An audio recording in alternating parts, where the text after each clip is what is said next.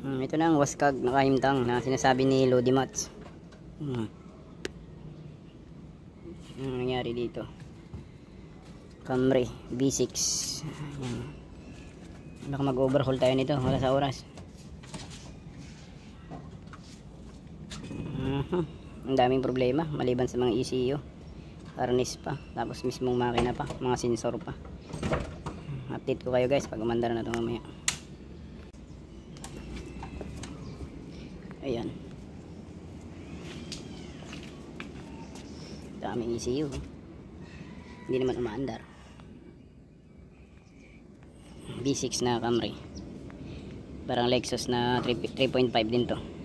ES na Lexus, parehas sa Camry 3.5 din. Dito pa dadaan. Wala nang mapakinabangan dito, nawaskag na talaga.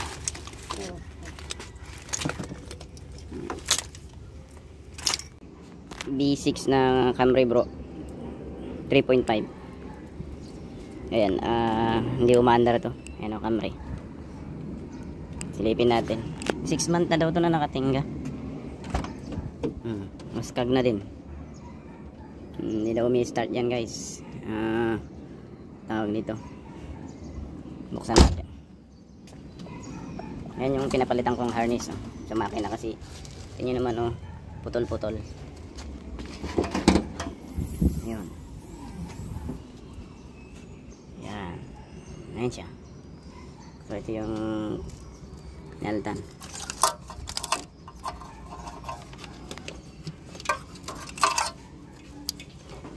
Di ba pala kinabit yung sa oxygen sensor?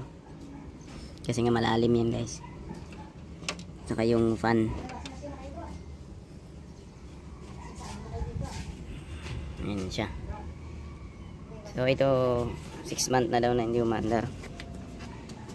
Try lang natin paandarin ngayon guys. Ngayon ang problema nito, napalitan na ng yan.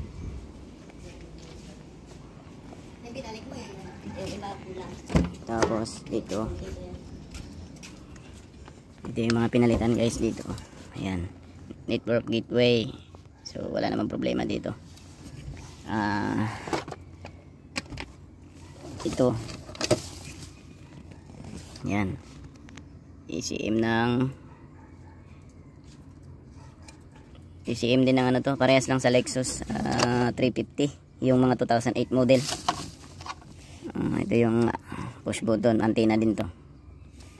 Ngayon ito pinalit nila ngayon. Pinalitan na nila ng ilang beses nito guys, pero hindi pa rin daw umaandar. Redondo pa rin ng redondo. Ang problema kasi nito guys, ninakaw yung ECU nya. Ninakaw yung ECU. So ito ang ginawa ngayon, papaandarin natin to guys. Kailangan natin mapaandar to.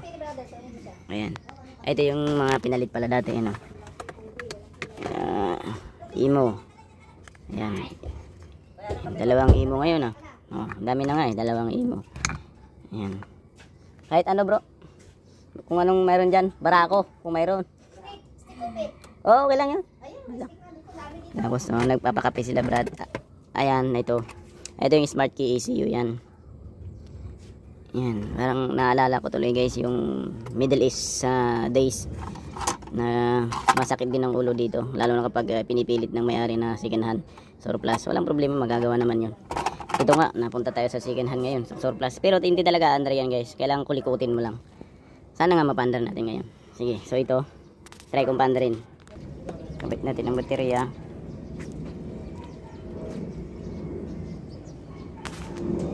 Tingnan natin sa loob. Napakan ko na yung mga tayo. Ayan, wala mo lang scanner guys. May ilaw naman ng security. Ang ano ko ngayon, yung susi. Walang susi bro, yung ano, ito yung susi nya guys. Wala hindi gumagana yung ano, susi nya.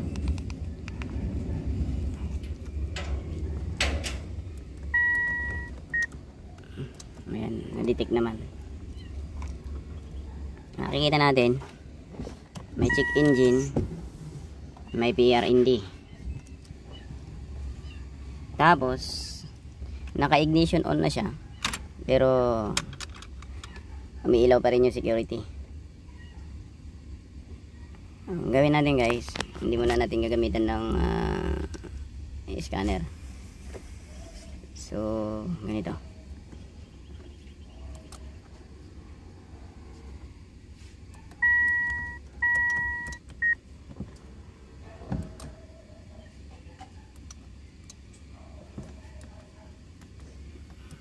Ngayon, hindi maendar, di ba?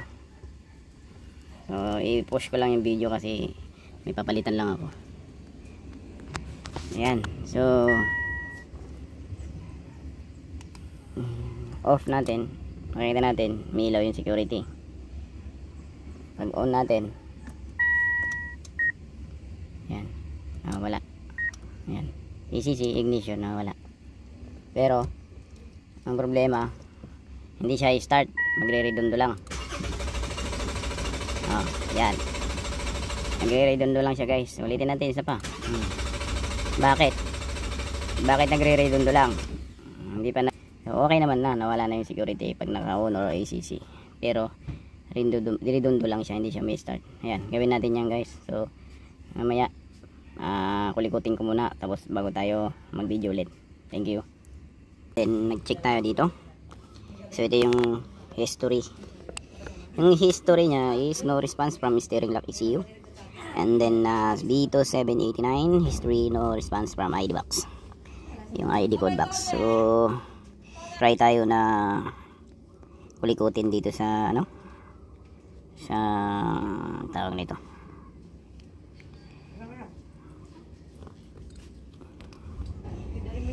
Sa scanner.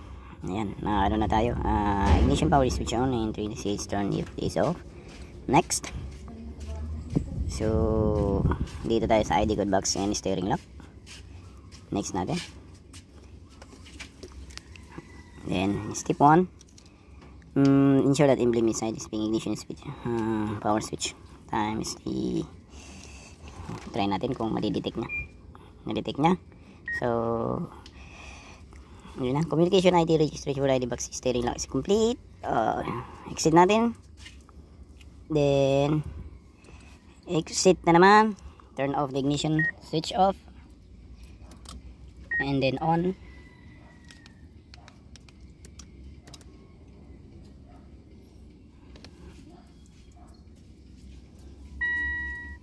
Dapat ito. So ito guys, nawala na yung security, yung ilaw-ilaw, yung nagba-blink-blink doon. At no trouble codes. Ang gawin natin, ano natin, escape. So entry start, okay. Trouble codes, no more codes. Trouble codes are not detected, so escape natin. Lights on the security habang naka-on siya, pero pag off mo, lalabas na siya. So try natin na i-mikos na ulit.